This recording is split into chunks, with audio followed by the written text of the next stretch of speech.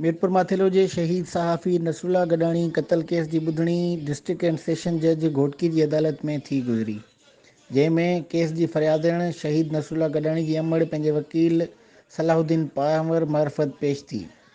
Case में जवाबदार ॼाणायल ख़ालिद लुंड पंहिंजे ॿिनि पुटनि नूर मोहम्मद लुंड ऐं शहबाज़ लुंड समेत पंहिंजे वकील कुर्बान मलाणो मार्फत पेश थिया। केस में जांच ऑफिसर सराज लाशारी पिणु अदालत में पेश थियो, जंहिं शहीद नसरुल्ला गडाणी क़त्ल केस जी रिपोर्ट अदालत में जमा कराए छॾी। जांच ऑफिसर अदालत खे आगाही ॾिनी त हुन जांच दौरान केस में लॻल 780A जो कलम ख़तमु करे छॾियो आहे। हुन अदालत खे ॿुधायो त हीअ ज़ाती नोयत जी दुश्मनी हुई, जंहिंजे करे शहीद नसरुल्ला गडाणी खे क़त्ल कयो वियो।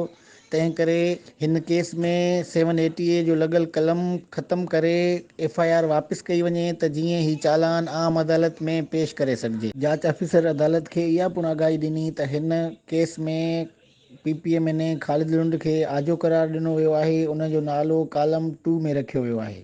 जॾहिं त हिन मामले ते फ़रियादी ऐं जवाबदारनि जे वकील मुख़्तसिर दलील पिणु ॾिना ऐं ॿिन्हिनि तरफ़ां अदालत खां वधीक मोहलत वठंदे केस जी ॿुधणी मुलतवी करण जी इस्तदा कई, जंहिंखां पोइ अदालत ईंदड़ ॿुधणी 23 अगस्त ताईं मुलतवी करे छॾी।